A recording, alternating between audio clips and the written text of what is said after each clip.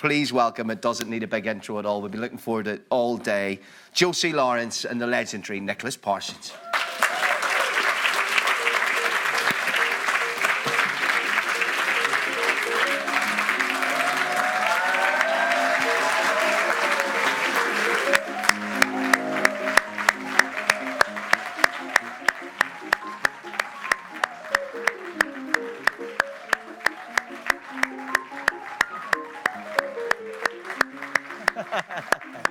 Already funny.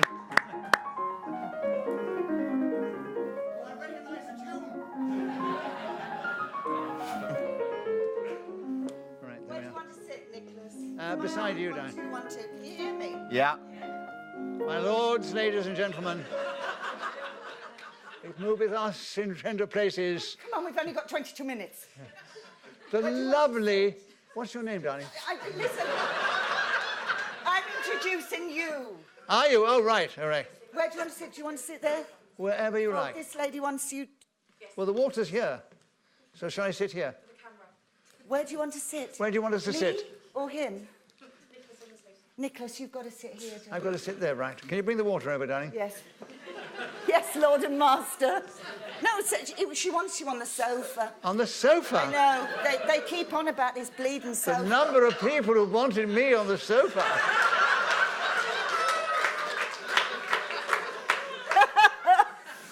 Right. Start. We've got the best audience, haven't we? I've got notes here. I don't know why. Why? Anyway. Look, they've got the Shut time. up. The time's going Shut there. up. They've got Time the is money. Hello. It's my great honour Oh, to be interviewing a man of many, many talents today. He's an actor, stage and screen. He's a writer. He was called the ultimate quiz show host. He has his own talk show in Edinburgh every year. He was also an exemplary straight man. yes. And he, since 1967, has been in every episode of a radio programme called Just a Minute. He has been given the CBE and OBE for his services to broadcasting and showbiz, and also for his many charitable works. He's been entertaining us for over 70 years, but he's also my pal and a really wonderful human being. So please welcome again, Nicholas Parsons! Oh, thank you. I must say, right, that's one of the loveliest introductions I've ever had. Thank you. She's such a lovely, lovely I am. person. You can pay really. me later. Do you want your water? No, Now, I'll have it later. let's start. You've got such You're a going? long and illustrious... Oh, my Lord, that's so heavy. You've got such a long and illustrious career, my darling. Yeah. But we haven't got too long. I know. One thing that intrigues me is you didn't begin as a performer. You No. were trained and worked as an engineer. So how did you make that move from engineer into showbiz? Because I always, from the earliest age I can remember... Can you hear me, by the way? Yes. Sorry. The earliest age, I wanted to be an actor. I used to fool around at home. My parents got so fed up with it. Oh, don't be so stupid, go upstairs.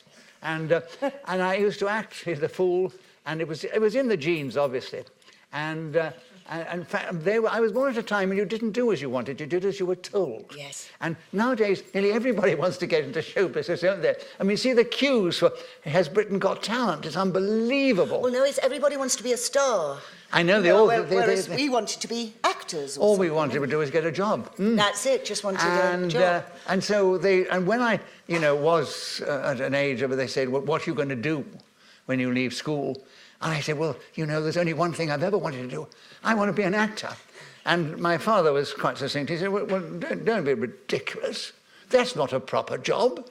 and my mother, she thought, though she loved going to the theatre, she thought everybody in showbiz was either depraved or debauched or degenerate. And someone as weak and ineffectual as me would probably finish up as an alcoholic pervert in the gutter. But she said, no. And I said to her, Mother, but I don't understand. You love going to the theatre. She said, I do. And I said, you admire people like Laurence Olivier and Peggy Ashcroft and others like that. I said, do you think they're all like those people you describe? She said, no. But isn't it a pity they have to work with those sort of people? So what was your first job? My first job, they put me to engineering because I'm very capable with my hands, you see. I can always do things. I've always had lots of tools, made things, made clocks. That's one of the reasons I did that clock program recently. And so they put me, can you believe this? They got in touch with the relations in Scotland, got in touch with friends, and they arranged for me to begin engineering apprenticeship on Clydebank.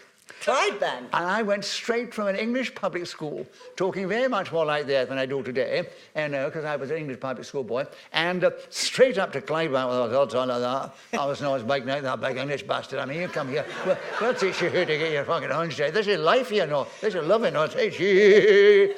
And it was an incredible experience. But I survived.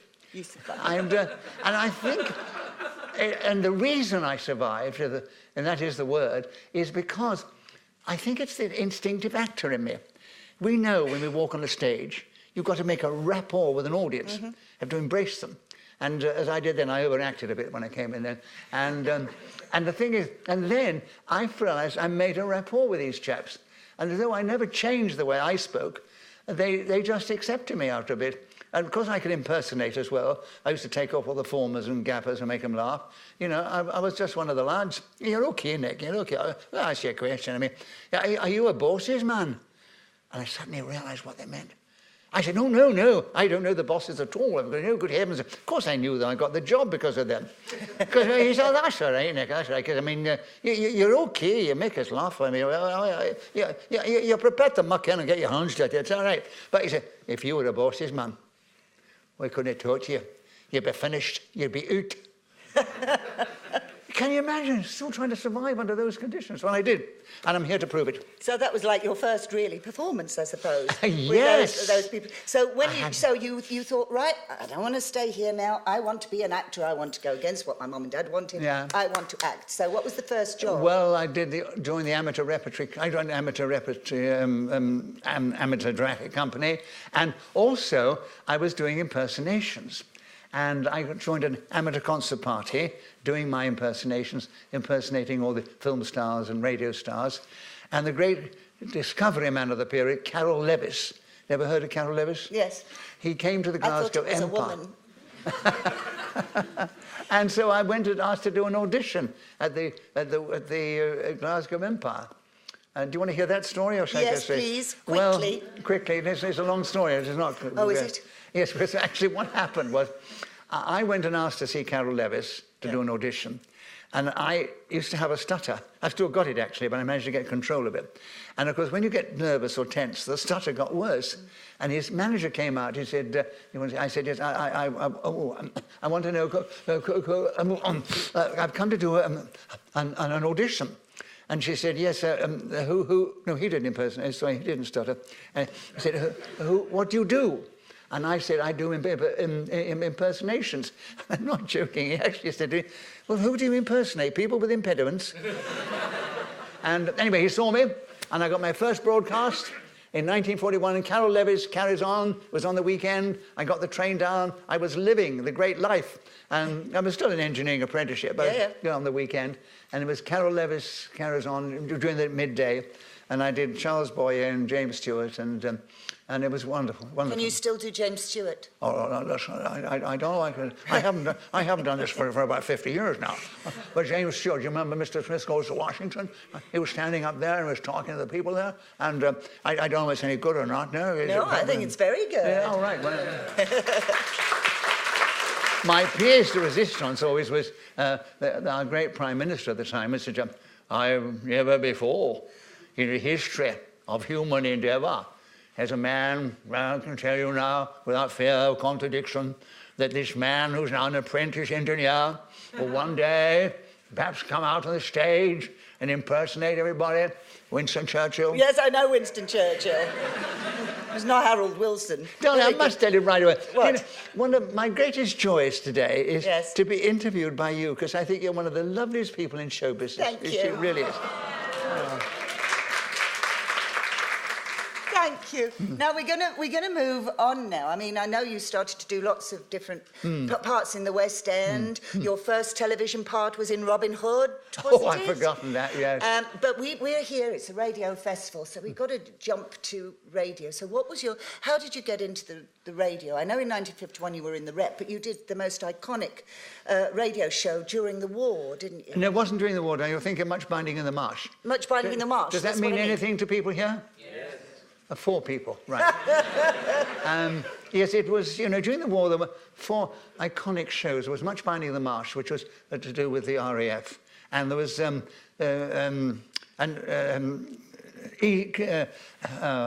Charlie Chester's Stand Easy, that was the army. And Eric Barker's Much... I forgot. What's that? Merry-go-round? No, that was later. It doesn't matter. His was to do with the Navy. Anyway, Navy Lark. The Navy Lark. No, that was much later still. I'm so old, you don't know. Anyway, what actually happened was they used to have a chap who did all the different voices called Graham. You see, these names slip away a bit. And he did a film. And they wanted someone else. And I was in the BBC drama Rep then. And they said, well, this chap can do lots of different voices and dialects. So they chatted to them. I met them. And they were Richard Murdoch and Kenneth Horne, 2 of the loveliest people you could ever meet. And they met me, because they used to write it all. And they used to do it every week and just get together. Kenneth Horne was a businessman then. And so I went and chatted to them, and they agreed for me to do it. And they said, what voices, this is my favourite story, which I tell in my one-man comedy show around the country. They said, what voices would you like to do? And I said, well, I can do lots of different dialects, but one of my favourite ones is the Bristol dialect, because my mother's family come from Bristol.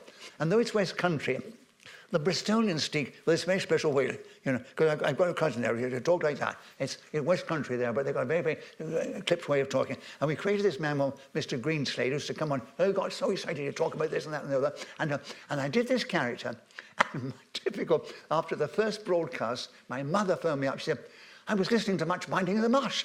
That Bristol character, that's my cousin Bertram.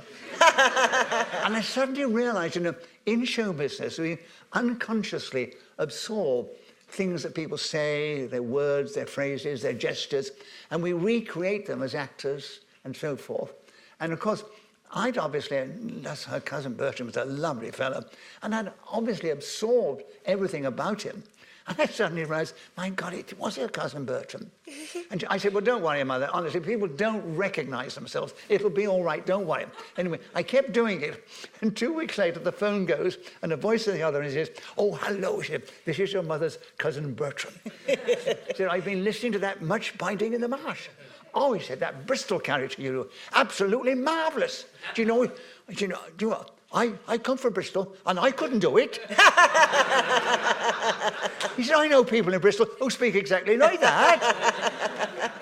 And You also did a wonderful radio show that won a lot of awards, and they say was ahead of its time, which was, and we are going to get to just a minute, but this one's called Listen to This Space. Yes, that was... Now, I'd never heard of this one before. Tell us a bit about that. Well, I've always thought of different ideas and sold them and so forth. And it was the time of, that was the week that was on television. And suddenly there were great breakthroughs in the entertainment. And so that was a breakthrough. And they were doing satire for the first time. I mean, you could call some of the things we did years ago satire. And I thought, gosh, we must do a radio show. So I put together this idea, and we called it Keep Taking the Tabloids. And it turned out then to be Listen to This Space. And so... And those days, you see, nowadays, if you think of an idea, you probably experienced this, you have to send it in, and it goes through all kinds of commissioning editors, some of whom don't have much sense of humour, and they decide, and then it's either adopted and commissioned. In those days, if you knew Bob, you could phone them up and say, I've got an idea, can I come and talk to you? It was Roy Rich, who was then head of comedy at the BBC, and I knew him slightly from the theatre, I'd worked with him. He said, come in, Nicholas, we chatted. And I told him the idea. He said, marvellous, marvellous, we'll do it. And we did this pilot. And we had a wonderful team, as my first wife was in it, and one or two other people. And we discovered a man called Bob Todd, who was a farmer before that. Really? Yeah. And I met a chap who'd written stuff for the Arthur Haynes radio show called Alistair Foote, and he said, I said, will you write it with me, Alistair? Yes. He said, do you want to write it all? I said, no, I'm not a writer. He said, well, there's a chap in our office called Anthony Marriott, who's also very much into politics.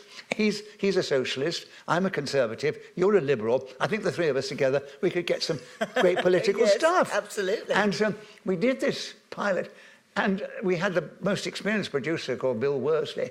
And it was once an occasion when it was a really, really successful pilot. And Bill, who'd been the BBC producer for years, said, they'll never buy it. It's just too advanced. They'll never take it. But Roy Rich was determined, and it was turned down. And he somehow managed to get a copy of the pilot onto the desk of the Director General, who heard it, said, marvellous, have a series. And suddenly it took off. And all the people at the BBC radio were walking around because it's a wonderful, new, successful show. Yes. Oh, we're ahead of our time, and so forth. They didn't want the bloody thing. What year was this? What year? Oh, God. The Arthur Haynes show was on there, so it'd be in the 60s, late 60s. Late 60s. About 1966, 67. 67. Well, 67, at the same year as Just a Minute. How did you get involved with that? Well, can I finish this story first? Okay. All right. So it took off, and we came, and it won all the awards. So I got Yes. Radio Personality of the Year award and everything, and it was it was unbelievable. And so I just love thinking of new ideas. What was the other question? The other question was, I mean, it was before its time. I mean, it was a bit like Have I Got News for You and all those news programmes now. Absolutely, yeah. How long did it run for, that one? It ran for about 4 or 5 years. And then, unfortunately, we had a producer who's now dead, so I can say this, who'd come. They thought he'd be a good idea to produce it, because he used to do a satirical show without an audience. And he didn't understand audience shows.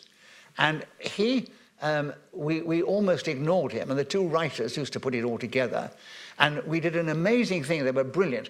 We recorded, and we recorded at the little radio studio in Piccadilly, which is now gone. Yeah, Paris Studios, was that? No, the Paris was in Lower Regent Street. Right. It was called the Piccadilly Studio, just next to the big store there, opposite to the other big store. And we would finish recording about 6, and they would then go in with this brilliant editor they had, and they'd go through it, and they'd be making notes as we did it, which went better, and they edited it down to the required half hour as the show was going on. In fact, they were doing the last edits as the show was on the air. It was an incredible achievement. Yeah, and of course, that is a first. And it was. But really, the producer, John, I've forgotten, he inhibited his name as well now. He had nothing to do with it. He felt completely useless. And so he went to the BBC. I did a stupid thing, actually, because the head of the thing took me out. He said, this chap really feels he should give it up, and we bring somebody else in who's in light entertainment. And I was very loyal. I said, well, he just doesn't understand working with comedy performers and comedy writers. He just needs to relax. The show is a success. He's getting all the accolades. So why not? So I saved his bacon. And the silly bastard, what did he do? When Anthony and Alistair asked for more money because it was so successful, the BBC said, no, we can't pay you any more money. So they said, well, we're resigning. So they had to get 2 other writers in. Right. And he then thought, right, I'll take over. And the other writers had suggested 2 brilliant writers who wanted to do it, which is, my friend, God.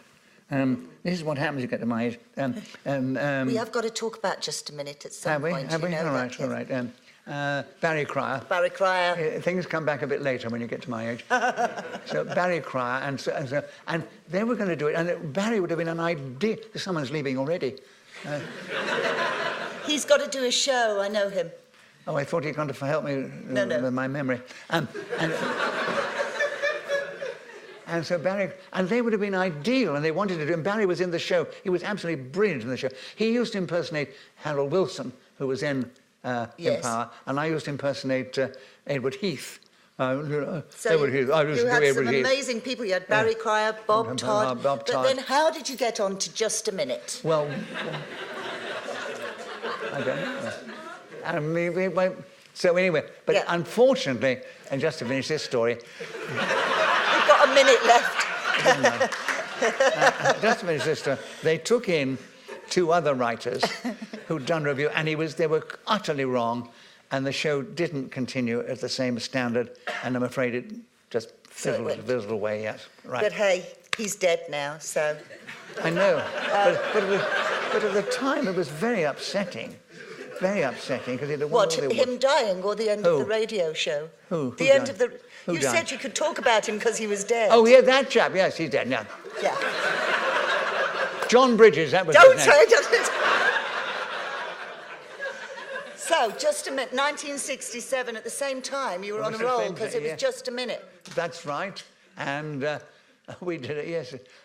It was Ian Messiter, again I had this idea, but I went to my good friend Ian Messiter, and who has thought of many shows like Petticoat Line and others, and I said, Ian, have you got any ideas? Because I'd love to do a panel show, because I'd like to get back to doing comedy. And Ian said, well, I've got this idea. We used to call it 1 Minute Please, which was a big success earlier on. And he said, I've changed it, and I called it Just a Minute. So I took it in again to Roy Rich, and Roy said, yeah, we'll do a pilot. And they got a very talented young man called David Hatch, who just come down from Cambridge, new on the staff, to produce it. I wasn't going to be the chairman. No, it was going to be, I wanted to be on the panel, and I wanted to do gagging and so forth. Yeah. And they got, Jimmy Edwards was going to be chairman. Right. And David came to me and he said, listen, we're never going to get Jimmy on a Sunday to do your show. So let's, would you do me a favour? He said, will you do the pilot for me as chairman? And I said, no, David, please, I'm utterly wrong for it. I don't want to do that job. I don't think I could ever do it. Amazing now, isn't it? Yes. And so he said, well, look, I'll do a deal with you. You do the chairmanship for the pilot, and if we get the series, you can go on the panel. I said, all right. So we did the pilot. It was an absolute disaster. Everything was wrong. Ian Messiter is a great inventor, but he wasn't a producer. We had rounds where you couldn't use plurals, another round where you couldn't use a definitive article. I mean, the show is difficult enough because you've been... Another round where you couldn't breathe. Absolutely. And it was rubbish. And you were on the panel as well, No, darling, no. They didn't. You were a panellist at one point. They didn't want the show at all. Right. And then David came, he fought for it. He really fought tooth and... And in the book I've written, Welcome to Just a Minute, all about the history of the show, I've dedicated the book to David Hatch, because it was thanks to him entirely that we got the first series, because he saw the potential. He knew if we changed certain things, we could make it into an interesting show. And then he came to me, he said, I've got a series, I've had to fight for it.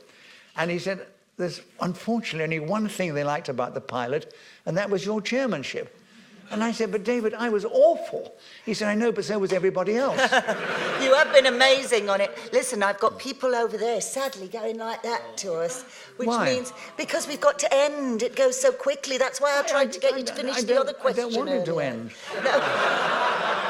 I'm enjoying myself, and I always enjoy talking to you. She's very good on Just a Minute, isn't she? Last time she was on, she won. We should have just talked about Just a Minute, perhaps. I didn't realise it'd go so quickly, did you? Yeah. It went so Do they want more Just a Minute before they go? Yeah. Right, what else do they want to know? Well, who was your favourite panellist, then? Oh, you don't be ridiculous, you can't answer that. They're all my favourites. I mean, some people can play it better than others.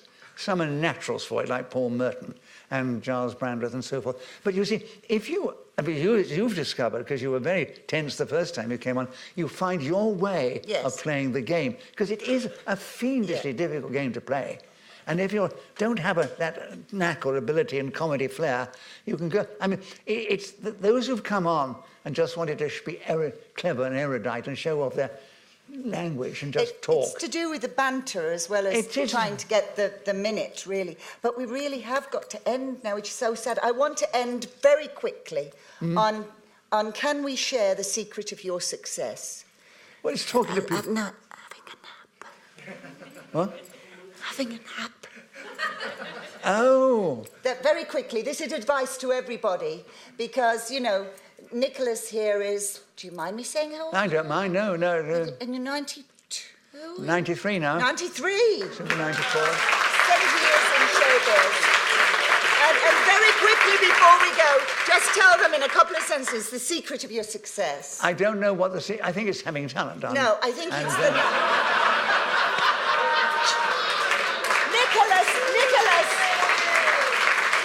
Darling, I think Nicholas has a nap every afternoon, but a proper one. He goes to bed and he puts his jammies on, and I think if all of us in the world did that, it'd be a much better place.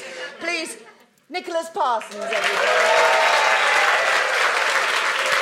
Thank you. Thank you.